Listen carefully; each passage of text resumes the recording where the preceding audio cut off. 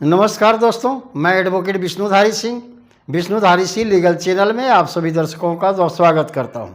बहुत दिन से मैं आप लोगों के समक्ष में अपना वीडियो अपलोड नहीं कर रहा था, इसलिए कि मेरी तबीयत थोड़ी ख़राब थी। अब मेरी तबीयत ठीक हो चुकी है।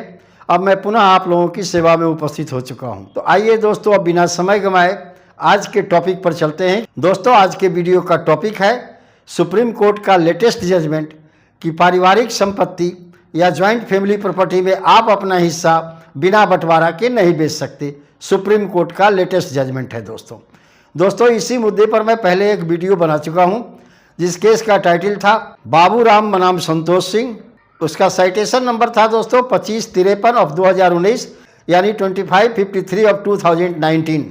दोस्तों, उपरोक्त केस में भी जो ऑनरेबल सुप्रीम कोर्ट ने अपना वर्डिक्ट दिया था इस मुद्दे पर, आज के केस में उसी मुद्दे को कन्फर्म करते हुए थोड़े और विस्तृत रूप से ऑनरेबल सुप्रीम कोर्ट ने अपने मंतव्य को जाहिर किया है। दोस्तों, यह video section 22 Hindu succession act के ऊपर में आधारित है। हिंदू सक्सेशन एक्ट की धारा 22 कहती है कि अगर कोई परिवार में शामिलात संपत्ति है या जॉइंट फैमिली प्रॉपर्टी है, वैसी संपत्ति में बिना बंटवारा किए हुए अपनी शामिलात संपत्ति में अपना शेयर आप नहीं बेच सकते।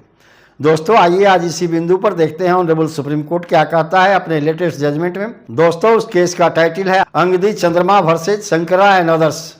इसका सिविल अपील नंबर है दोस्तों 5401 ऑफ 2025 यानी 5401 ऑफ 2025।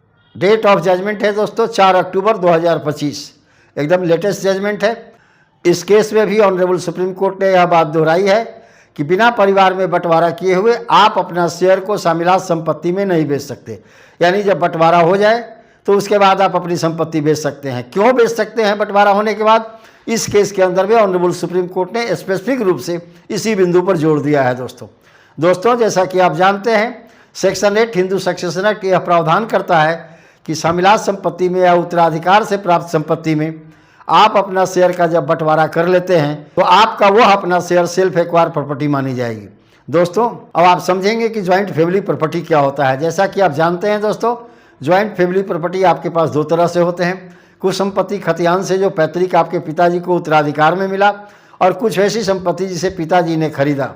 ये दोनों संपत्ति मिलकर के आप लोगों अपने पिताजी के बाल बच्चों के लिए यह ज्वाइंट फैमिली प्रॉपर्टी कहलाया। दोस्तों, इस संपत्ति के अंदर में ऑनरेबल सुप्रीम कोर्ट ने इस जजमेंट में और अनेकों पहले के जजमेंट में, साथ ही साथ सेक्शन 22 हिंदू सक्सेशन एक्ट में यह प्रावधान किया गया है कि शामिलात परिवार में अगर आपको अपना शेयर बेचना है तो बिना बंटवारा किए हुए अपनी संपत्ति आप नहीं बेच सकते।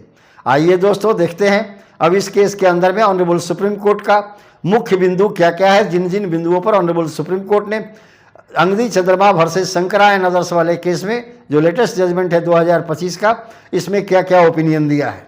इस केस में ऑनरेबल सुप्रीम कोर्ट ने कहा कि दोस्तों, बंटवारे के बाद संपत्ति का स्वरूप बदल जाता है। यानी पहले जो ज्वाइंट फैमिली प्रॉपर्टी थी या पैतृक संपत्ति थी, अब स्व अर्जित संपत्ति या सेल्फ प्रॉपर्टी कही जा सकती है, जो आपका शेयर होगा। दोस्तों, इसके लिए ऑनरेबल सुप्रीम कोर्ट ने कहा कि बंटवारे के बाद हर शेयर होल्डर को, हर अंशधारी को यह अधिकार है कि वो अपना शेयर बेच सकता है, दान कर सकता है या किसी को वसीयत कर सकता है। ऐसी परिस्थिति में अन्य वारिसानों के सहमति की जरूरी भी नहीं है। दोस्तों, जब आपके ज्वाइंट फैमिली प्रॉपर्टी का बंटवारा हो जाता है, वैसी परिस्थिति में अन्य किसी भी वारिसानों से, आपके अन्य किसी भी सहभागियों से, आपके किसी भी अन्य को पार्टनर से पूछने की भी आवश्यकता नहीं रह जाती।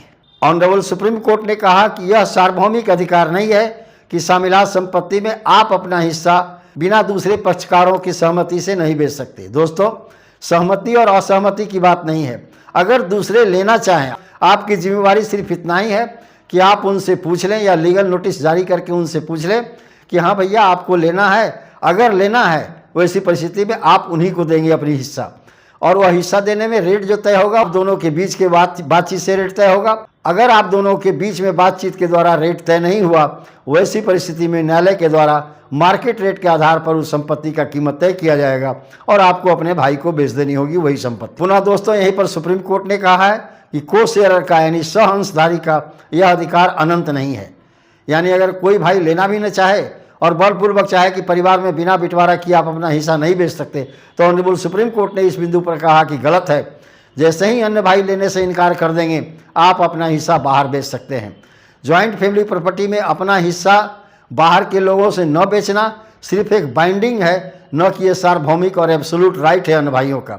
सिर्फ एक तरह का बाइंडिंग है, प्रतिबंध है कि सब परिवार की संपत्ति परिवार में ही रह जाए, न कि परिवार की संपत्ति बाहरी वाले लोगों में चला जाए। दोस्तों, यहाँ पर ऑनरेबल सुप्रीम कोर्ट ने अपने ओपिनियन में क्लियर कट कहा है कि पार्टीशन दो ही तरह के होते हैं, या तो कोर्ट के द्वारा पार्टीशन किया गया है या रजिस्टर्ड पार्टीशन डीड के द्वारा किया गया है। दोस्तों, अन्य किसी भी तरह के पार्टीशन की मान्यता साधारणतया नहीं है। लेकिन एक म्यूचुअल पार्टीशन भी होता है जिसमें फैमिली अरेंजमेंट होता है। अगर फैमिली अरेंजमेंट के आधार पर सभी भाइयों का अलग अलग म्यूटेशन हो चुका है तो ऐसे बंटवारा को भी न्यायालय मान्यता देती है।